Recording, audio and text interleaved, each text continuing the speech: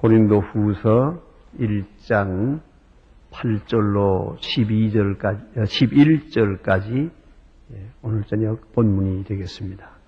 지금 다 같이 한 목소리로 봉독하시겠습니다.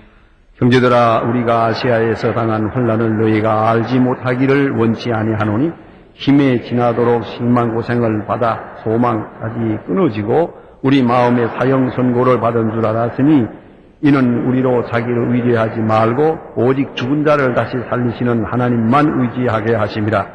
그가 이같이 큰 사망에서 우리를 건지셨고 또한 건지시리라. 또한 이후에라도 건지시기를 그를 의지하여 바라노라. 너희도 우리를 위하여 간구함으로 도우라. 이는 우리가 많은 사람의 기도로 얻은 은사를 인하여 많은 사람도 너희를 위하여 감사하게 하려 함이라. 아멘. 예, 우리 고린도후서 두 번째 강의 시간이 되겠습니다. 이미 말씀드린 것처럼 고린도 교회는 분쟁하는 교회고 또 부도덕한 어떤 특별한 사건도 있고 이래서 교회가 좀 어지럽고 너무 시끄러워서 그 아볼로라고 하는 그 목사님도 견디다 못해서 지금 잠깐 피신을 해서 사도 바울에게 가 있습니다. 그만큼 어지러운 교회입니다. 자, 그런데 이런 문제를 놓고 바울이 지금 두 번째 편지를 하면서 어떻게 해서 이들로 하여금 참 믿음에 돌아오고 잘못된 생각을 버리고 교회 생활을 하게 하고 하나 되게 할 수 있을까 하는 그 깊은 생각 끝에서 오늘 본문에 이 말씀을 하게 되는 줄 압니다. 그래서 어제 지난 시간에 본 대로는 하나님은 위로의 하나님이다 하는 말씀을 드렸고 오늘 본문에 있어서는 이게 뭘 말씀하고 있는가 하니 내가 당한 환난, 우리가 당한 환난을 너희가 알길 바란다 하는 말씀으로 말을 시작합니다. 그리고 그 뒤에 있어서는 우리를 위하여 기도하라 이렇게 말합니다. 오늘 본문의 큰 주제가 두 가지입니다. 하나는 아시아에서 우리가 얼마나 많은 환난을 당했다는 것, 그 사실을 마음에 두라. 이것이 고린도 교회의 많은 문제를 해결할 수 있는 아주 근본적인 해결의 열쇠가 되기 때문이요. 또 하나는 우리를 위하여 기도하라. 선교 사업을 위해서 저 일선에서 생명을 걸고 선교하는 그 선교사들을 위해서 합심해서 열심히 기도하다 보면 자연히 그 은혜 안에서 하나가 될 수 있기 때문이에요. 이런 아주 높은 차원의 방법을 지금 제시하고 있는 것 같습니다. 우리 먼저 생각할 것은 우리 당한 환난을 너희가 모르기를 원치 않는다. 이건 히브리적 표현입니다. 알길 바란다는 말이에요. 예? 환난 당한 것을 알기를 바란다. 고린도전서 15장 32절에 보면 맹수와 더불어 싸웠다. 바로 에베소 교회에서 그런 일이 있었던 것 같아요. 아마 맹수들이 거기다가 죽이려고 바울을 집어넣는가 봐요. 사자굴에다가. 근데 그 맹수와 더불어 싸우는 것 같은 그런 대결이 있었지만은 하나님의 은혜로 그는 살아남았어요. 그런 큰 환난, 그야말로 그저 인간으로서는 불가능한, 구제 불가능한 그러한 위험한 일도 당했다 하는 얘기고요. 조금 더 자세하게 보면 고린도후서 이제 뒤에 보게 됐습니다만은 11장 23절로부터 보면은 그저 듣기만 하셔도 됩니다. 특별한 말씀은 아닌데요. 23절에 보면 그가 얼마나 많은 환난을 당했는가 하는 것을 좀 더 자세하게 기록하고 있습니다. 내가 수고를 넘치도록 하고 옥에 갇히기도 더 많이 하고 매도 수없이 맞고 여러 번 죽을 뻔하였으니 유대인들에게 40에 하나 감한 매를 5번이나 맞았고 3번 태창으로 맞고 1번 돌로 맞고 3번 파선하는데 일주야를 기품에서 지냈으며 여러 번 여행에 강의 위험과 강도의 위험과 동족의 위험과 이방의 위험과 시내의 위험과 광야의 위험과 바다의 위험과 거짓 형제의 위험을 당하고 또 수고하며 애쓰고 여러 번 자지 못하고 줄이지 못하며 목마르고 여러 번 굶고 춥고 헐벗었노라.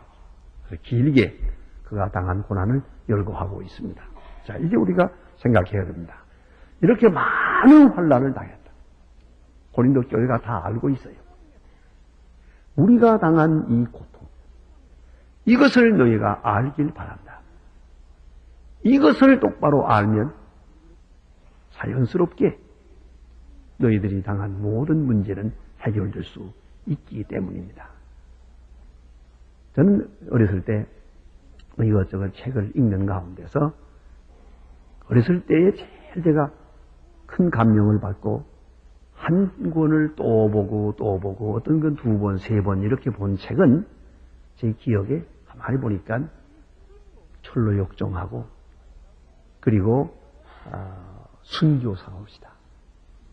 어디서 한 2권 다 낡아진 책 순교사를 구했는데 순교의 역사입니다. 거기에 그 순교하는 사람들의 이야기가 기록되어 있는 것. 너무너무 감명이 깊어.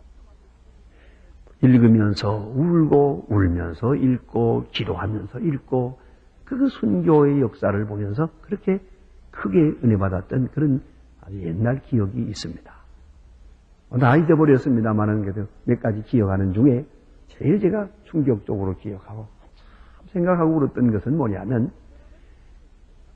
순교하는 그 원형극장에 많은 사람들이 지금 끌려가서 죽게 되는데 그 굶주린 사자들을 풀어놓으니까 와 하고 으르렁대면 달려들잖아요. 막 찢어 죽이는데 어린아이를 품에 안고 들어가는 어머니가 있어요. 어머니는 믿음이 있어서 기도하면서 이제 죽음을 기다리고 있지만은 순교를 오히려 감사한 마음으로 찬송하면서 받으려고 하지만 어린애는 모르잖아요.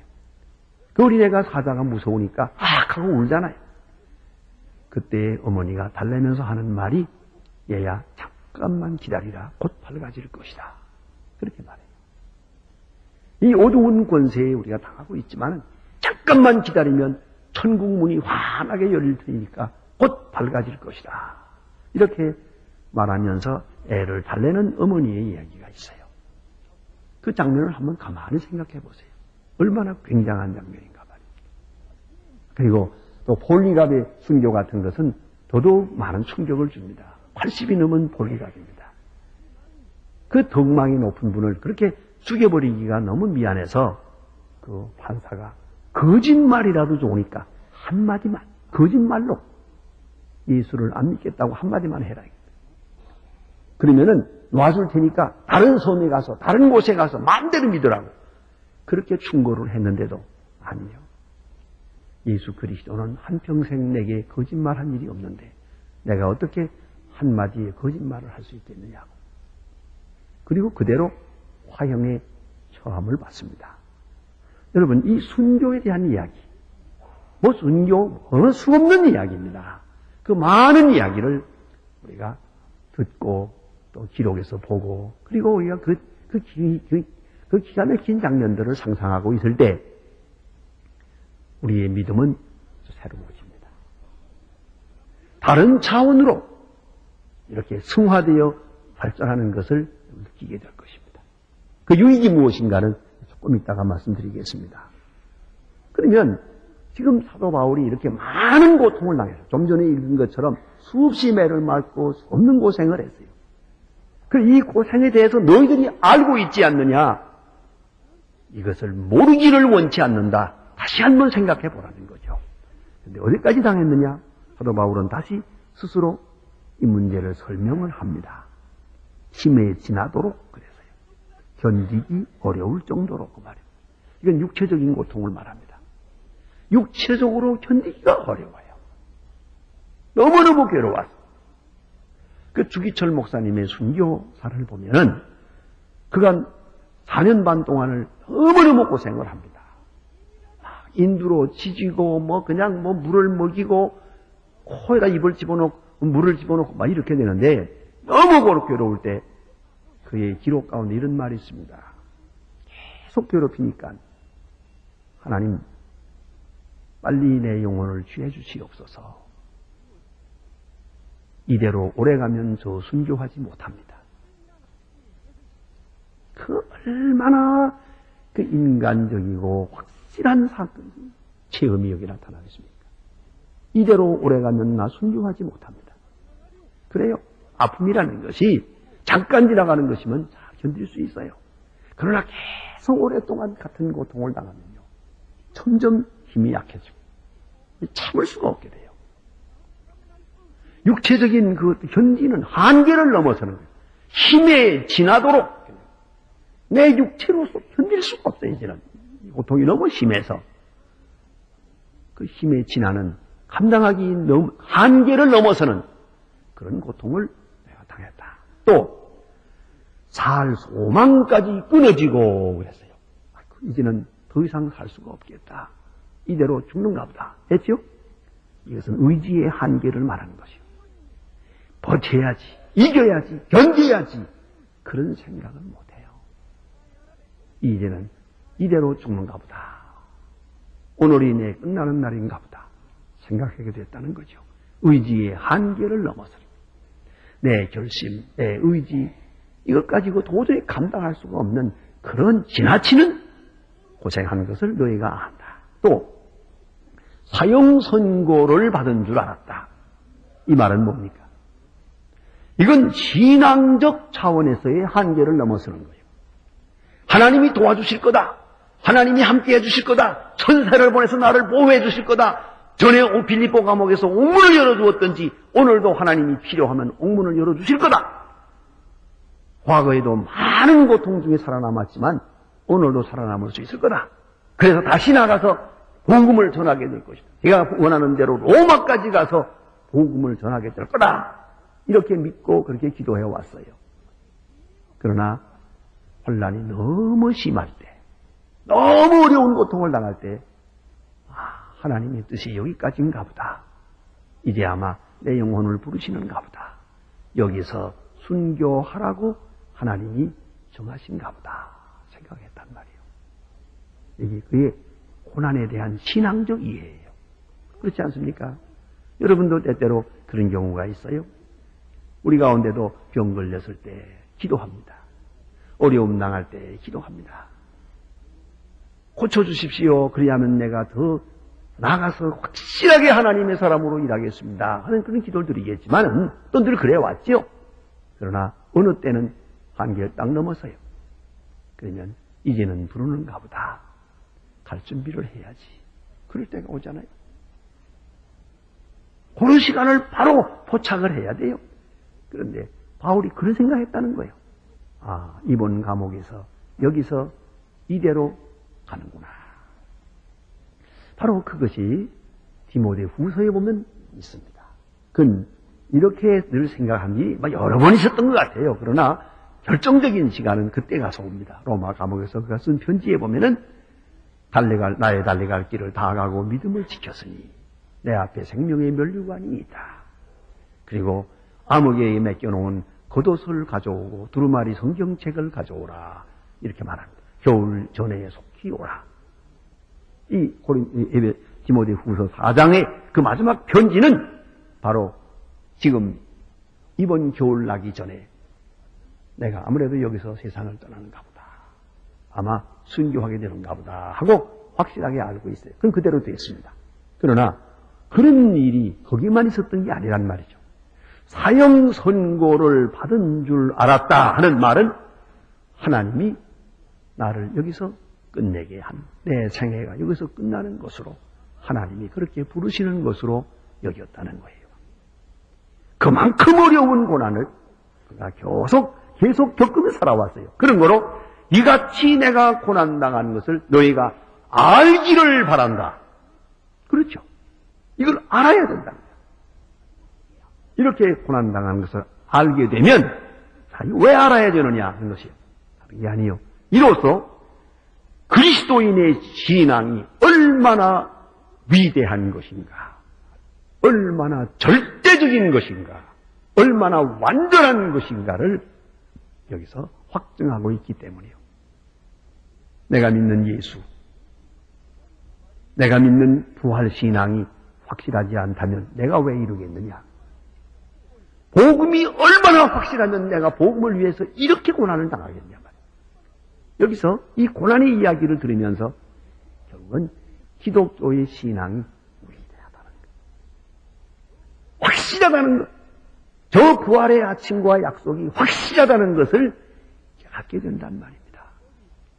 그래서 사도 바울은 말하는 거예요. 이 고난, 내가 엄청난 고난을 당했다는 걸 너희가 알기를 바란다. 그것이 바로 내 교리요, 내가 전하는 복음이요, 내가 전하는 예수 그리스도다. 이렇게 말하고 있는 것이에요. 또한 이로 인해서 자기들의 안일한 생활을 버리게 될 줄로 알기 때문이에요. 이렇게 고난당했다는 것을 알면 고린도 교회에서 지금 네가 크냐 내가 크냐 무슨 판이야 분쟁하는 거 부끄럽지요. 이렇게 바울은 저기서 고난당하고 있는데 여기서 싸우고 앉았어요. 이게 말이 돼요? 그래서 하는 말이에요. 오늘 고린도 교회의 복잡한 문제가 어디서 오느냐 말입니다. 바른 신앙에 바로 서지 못했기 때문이다. 그런데 바울이 지금 밖에서 이렇게 전도하느라고 고생을 하고 있다는 것을 알게 될 때 그들의 생각을 바꾸게 되는 것이에요. 부끄러워져요. 참으로 부끄러워질 거예요. 그리하여 교회의 문제를 신앙적 차원에서 해결하려고 하는 것입니다. 그 점을 깊이 생각해야 됩니다. 오늘도 그런 일이 많아요. 참 고난당하는 사람의 모습 생각하면 거기에 비추어 볼 때 내가 어떻게 해야 되겠는가를 알게 될 것입니다. 또 한 가지는 바울이 이렇게 고난당했다. 대단히 중요한 의미가 있습니다. 죄송하지만 그리스도를 위해서 당한 고난은 그리스도인에게서는 멸류관과 같은 거예요. 한나라에서는 더더욱 그렇고 이 땅에서도 그렇습니다. 적어도 예수 믿는 사람들이 부러워하는 사람이 누굽니까? 그리스도를 위해서 고난당하는 사람. 8.15 해방, 1945년 해방된 바로 그 해, 겨울에 눈이 하얗게 왔을 때 교회에 난로를 피워놓고 부흥회를 했습니다. 그런데 부흥사 목사님이 오셨는데 그분은 목사님도 아니에요. 전도사예요. 본인 말대로 신학교 문턱도 못 가봤대요. 본인이 웃는 말로 그래요. 신학교 간판도 구경 못했어 그러더라고요. 집사님이요. 성경을 많이 보고 성경 공부를 많이 한 사람인데 그분이 교회 전도사 일을 이렇게 보다가 신사참배 문제로 감옥에 들어갔어요. 가서 7년 동안 고생했어요. 많은 사람이 죽었는데 용케 이분은 살아남았어요. 그리고 나와서 부흥회를 인도하는 겁니다. 아, 참 굉장하대요. 나 거기서 여러 번 생각했지만 아마 목사 돼야겠다고 생각했는지도 몰라요. 그때 옷이라는 게 시원치 않으니까 흰두루매기, 무명 흰두루매기를 입고 한복으로 흰두루매기를 딱 입고 와서 그 전도사님이 설교하시는데 시간마다 요한계시록을 강의해요. 그 일곱 교회에 대한 거. 그리고 한 번 설교하는데도 여러 번 말씀하세요. 손을 들고 죽도록 충성하라. 생명의 멸류관을 너에게 주리라. 아, 천사 같더라고요. 얼마나 부러운지. 그때 그 순교 어족으로 살고 추록한 분들 참 은혜가 많았습니다. 얼마나 높이 존경받았는지. 예? 그렇잖아요. 그때 신사 참배한 목사님들은 부끄러워가지고 다 도망갔어요. 다 교회 옮겼습니다. 멀리. 그런데 그 환란을 다 겪고 나와서 그래서 말씀하시는데 한 말씀 한 말씀이 어떻게 은혜가 되는지 말이에요. 바로 그거예요. 바울이 왜 이 말을 하느냐? 이건 그리스도의 사람으로서는 이건 훈장과 같은 거예요. 그래서 내가 너희를 위해서 이렇게 환난, 복음을 위하여 이렇게 환난을 마땅했다. 그 말은 이것을 다시 한번 이렇게 상기시킴으로써 저들로 하여금 바울에 대한 영적 존경을 가지게 됩니다. 참 신앙을 알게 되고 특별히 바울이 하나님의 사람됨을 확증하게 됩니다. 그리 될 때 바울이 말씀하고 있는 모든 말씀을 하나님의 말씀으로 받아들이게 됩니다. 그런 이유로서 이 말은 매우 중요한 것이에요. 이렇게 환난당하고 내가 여러 번 죽을 뻔하고 그런 내가 내게 말하는 것이다. 그런 거로 이 말을 들어라. 자, 얼마나 참 권위가 있습니까? 얼마나 권위 있는 얘기입니까? 내가 당한 모든 환난 너희가 알기를 바란다. 그래서 이렇게 친절하게 권면하고 있는 겁니다. 이제 좀 더 깊은 뜻이 있습니다. 그것은 이 모든 환난을 통해서 받은 유익이 있다는 것이에요. 이미 자기가 받은 유익이 있고 이 말을 듣는 사람에게도 유익이 있어요. 언제나 그리스도인은 자기가 당하는 환난이나 모든 사건을 긍정적으로 대하고 신앙적으로 대하는 것이에요. 엄청난 환난을 당했지만 이건 잘못된 게 아니에요. 하나님의 실수도 아니에요. 이것이 유익했다는 것입니다. 이미 유익함을 알고 그 유익함 속에서 환난의 이유를 발견했습니다. 내가 왜 환난 당해야 되는지 그때는 몰랐어요. 그러나 지금 와서 생각하니 하나님께 이유가 있어요. 핍박당한 이유 있고 환난의 이유 있어요. 절대 필연적인 것이에요. 이것을 사도 바울이 깨달았어요. 그 유익에서 이유를 깨닫고 논리적인 이론이 아니라 실제적으로 아주 깊은 경험에서 간증을 하고 있습니다. 그 점을 우리가 깊이 생각해야 됩니다. 그러면 환난당하면서 어떤 유익이 있었느냐? 먼저는 두 가지가 있는데 하나는 가치관이 바뀌었다는 겁니다. 자기를 의뢰하지 말고 자기 의뢰, 자기 신뢰를 버리게 됐어요. 아주 중요한 것이에요. 사람이 무엇을 가졌느냐, 못 가졌느냐가 중요한 게 아니에요. 그 마음에서 내가 뭘 믿고 사느냐는 거죠. 어떤 의미에서 이것은 한평생 공부하는 거라고 생각합니다. 그렇잖아요. 옛날에 우리는 땅만 있으면 좋은 줄 알았어요. 그래서 돈만 벌면 땅만 샀어요. 외국까지 가서도요. 집 없는 사람들이 그 살다가 미국까지 가서도 그래서 미국 사람들 다 팔고 나가는 집을 사놓고는 그거 다운페이 하면서 얼굴이 노랄 때까지 죽어가요, 아주.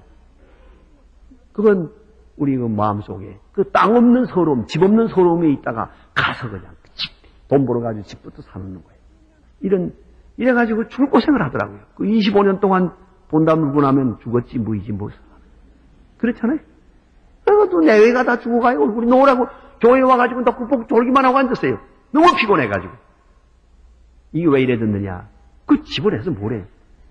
외국 사람들은 그런 거 잘 안 해요. 근데 그걸 쓸데없이 집을 큰 걸 사놓고 이 고생을 하는 걸 봐요. 이게 다 공부예요. 이게 다 별거예요. 공부 많이 한다는 것도 그렇고, 요새 공부 많이 하죠. 예? 삐걱하면, 요새 비자금 얘기 나오고, 삐걱하면 감옥에 가고, 그렇지 않습니까? 아직도 깨닫지 못했다면 아주 멍청한 사람이지요. 깨달아야죠. 그래서, 우리가 이 모든 사건을 통해서 새로운 가치관을 배우게 되는데, 가장 중요한 것은 자기 신뢰를 버려요. 물질 믿을 것이 못 돼요. 자기 육체 건강 믿을 것이 못 돼요. 자기 지식도 믿을 것이 못 돼요. 자기 지혜도 특별히 교만한다는 것처럼 어리석은 게 없어요. 교만할 거리가 없거든요. 잘나봤댔자 아무것도 아니잖아요. 지금도 그걸 가지고 뭐 양반이니 뭐 학벌이니 뭐 그게 무슨 소용이 있어요? 다 쓸데없는 짓이에요. 예. 그런 거로 이런 것들을 다 버려야 돼요. 이걸 다 무상한 것이 옷이다. 그래서 내중요한 것은 깨달음이라는 건 책을 보고 깨달으면 좋지요. 남의 경험을 들으면서 깨달으면 훌륭한 사람이죠. 그러나 이렇게 깨닫는 사람이 별로 많지는 못해요. 몸에 딱 부딪혀야 깨닫죠. 그래서 이 환난을 통해서 깨닫는 것이에요. 그걸 알아야 돼요. 환난을 통해서 비로소 깨닫는 것이요. 참 이상합니다. 그런데 아시는 대로 내가 버려야 될 것 환난을 통해서 버리게 됩니다. 내가 고쳐야 될 것도 환난을 통해서 고치게 됩니다. 그 전에 못 고칩니다. 참 이상한 것이 인간이 밀어내가지고 못 고쳐요. 자, 저는 그런 사람을 많이 만나요. 병원에 입원해서 보면은 지금 중한 병을 앓게 되면 그때 가서야 이런 얘기 하던데요. 이런 날이 있는 줄 알았으면 과거처럼 살지 않았을 겁니다. 네, 그 말을 마음에 두고 생각합니다. 그러면 오늘 같은 날이 있을 줄 몰랐던가? 몰랐다면 멍청한 사람이지. 내게 죽을 날이 있다는 걸 몰랐단 말이 그래. 그거 하나도 모르고 오늘까지 살았단 말이야. 참으로 어리석은 말이에요. 그러나 심각한 얘기요. 이런 시간이 있다는 것을 진작 알았더라면 과거처럼 살지는 않았을 겁니다. 제가 그 얘기를 병원에서 나오면서부터 계속 생각해요. 지금까지도 그 잊을 수가 없어요. 바로 그것이에요. 비로소 그 시간에 가서야 깨달아요. 얼마나 어리석습니까? 환난을 당할 때 돈이 쓸데없는 거구나. 인간을 믿는다는 게 아무것도 아니구나. 다 부질없는 일이구나. 뭐 싸우고 분쟁하고 잘났고 못났고 뭐 이게 도대체 무슨 일이냐 말이죠. 환난을 통해서 우리는 비로소 이런 것을 깨닫게 돼요. 두 번째, 그다음에는 하나님만 의지하게 돼요. 자기를 의뢰하는 것을 버리게 되고 하나님을 의뢰하는 것으로 방향을 돌리게 돼요. 이것을 가능케 하는 것이 환난이에요.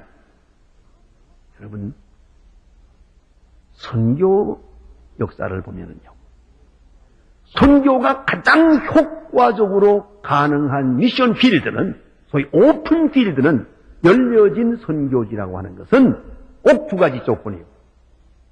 가난과 질병. 이걸 잊지 말아야 돼요.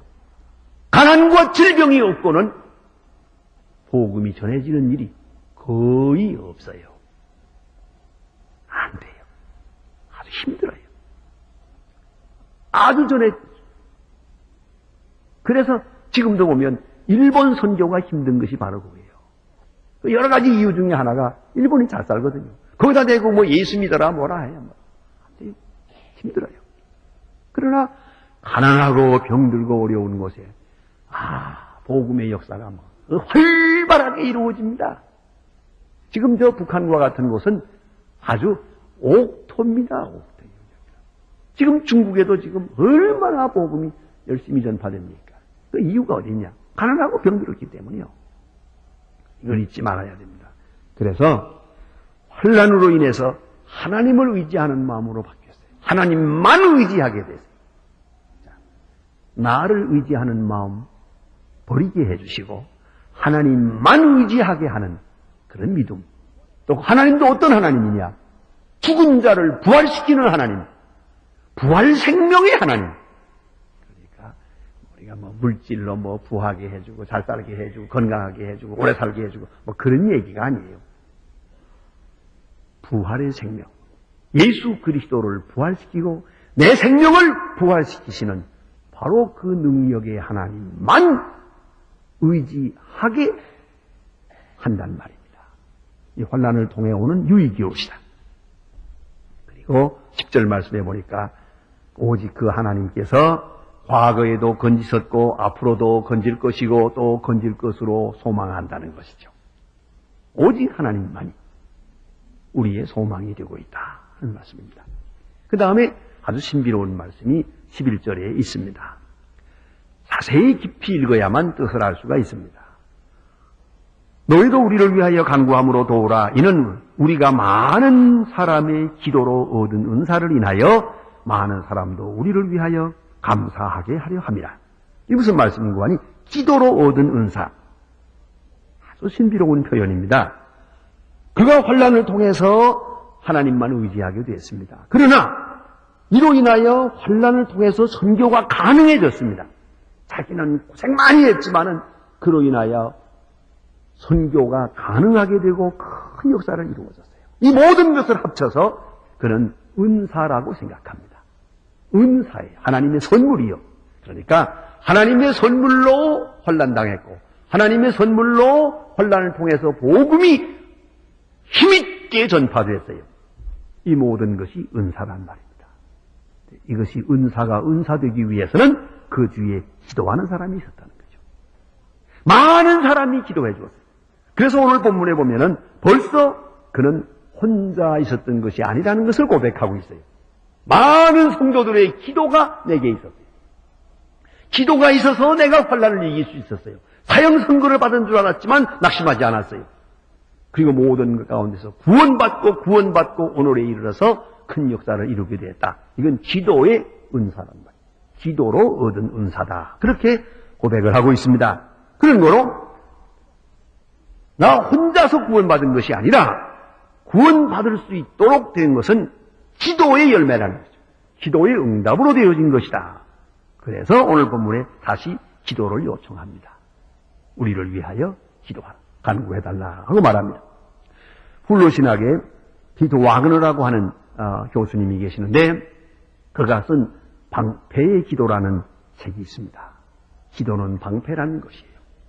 내가 저를 위해서 기도할 때 저가 모든 환난으로부터 면할 수 있어요. 이 중보의 기도라는 것은 꼭 방패와 같은 힘이 있다 하는 그런 내용이 것이다. 또한 이렇게 기도할 때 은사로 받게 되고 은사로 받게 될 때에 이제 보세요. 은혜와 하나님의 사역에 동참하게 됩니다. 보세요. 바울을 위해서 기도한 사람은 바울이 구원받고 바울이 큰 역사를 이루는 것을 보면서 하나님께 감사하게 돼요. 그 은혜에 내가 동참하게 된다는 말이에요. 빌리 그레이엄 목사님이 어느 청년 집회, 대학생들 모이는 집회에 가서 설교하면서 그 대학생들의 고민 가운데 하나가 배우자 택하는 거 아닙니까? 장가가고 시집가는 거 아주 중요하거든요.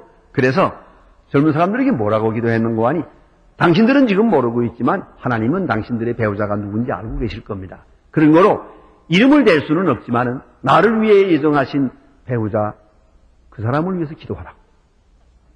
아주 신비로운 기도예요. 나는 모르고 있지만 나를 위해서 예비해 두신 내 아내, 내 남편을 위해서 그분을 위해서 하나님 앞에 간절히 기도하라고. 그러면 하나님께서 큰 은혜를 주실 거라고 이랬단 말입니다. 이 이야기를 자세히 들은 처녀가 하나 있었어요. 메르렌 헤빌린이라고 하는 아가씨가 거기 앉아서 잘 들었어요. 뒤에 이 사람은 그런 아주 문필가가 됩니다. 그런데 이 아가씨가 그 설교를 듣고 은혜를 받고 그때부터 기도하기 시작을 했어요. 이름도 성도 모르지만 어딘가 있는 내 남편 될 사람을 위해서 기도했어요. 간절히 몇 년 동안 기도하는데 그 다음에 정말 어떻게 돼서 사람을 만나가지고 결혼하게 돼요. 결혼하게 되고 서로 이 얘기하면서 깜짝 놀란 것은 그 신랑과 신랑의 가족들이 자기가 기도하기 시작한 바로 그때부터 예수 믿었어요. 그 사실을 알고 그가 하나님께 더욱더 감사했다는 것이에요. 여러분, 이름을 모르는 사람을 위해서도 위에서 기도한다는 것은 대단히 중요해요. 더구나 선교 사업으로 일선에 나가 있는 분들, 고난 많이 당하는 사람들, 선교하는 분들, 주의 종들을 위해서 열심히 기도하는 것 대단히 중요한 일이옵니다. 그렇게 될 때 기도로 얻은 은사가 있어요. 그 은사가 바로 환난을 이기게 하시고 환난을 통해서 하나님만 의지하게 되고 그리고 복음의 역사가 활발하게 이루어져서 큰 선교적 열매를 맺게 된다는 것이죠. 그리하게 될 때 그 기쁨을 함께 나누게 됩니다. 기도했으니까. 내가 위해서 기도한 거니까. 내가 거기에 함께 있었으니까. 기도 중에 함께 했기 때문에 함께 감사하고 하나님께 영광 돌리게 되는 것입니다. 그래서 우리를 위하여 감사하게 하려 합니다. 이렇게 깊은 내용의 간증을 하고 있습니다. 오늘 여러분도 열심히 중보적 기도를 해야겠습니다.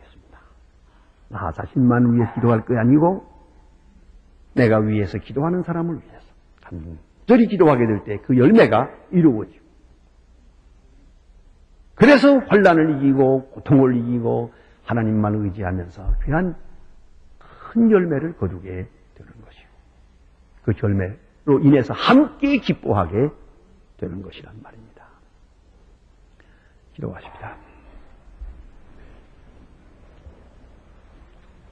오늘 저녁에 우리 기도하러 나오셨습니다. 다 같이 들으신 말씀을 깊이 새기면서 하나님 앞에 기도해 주시고, 이 말씀에 응답하며 기도해 주시고, 또 한 가지는 이 나라의 어지러움을 하나님께 맡기면서 주님께서 바른 해결을 주십시오 하는 기도를 드리고, 특별히 늘 위해 기도하지만은 북한에 있는 우리 동포들, 특별히 울다 지쳐서 지금 죽어가는 불쌍한 어린이들 위하여 하나님 앞에 기도하길 바랍니다. 다 같이 잠깐 통성으로 기도하시겠습니다.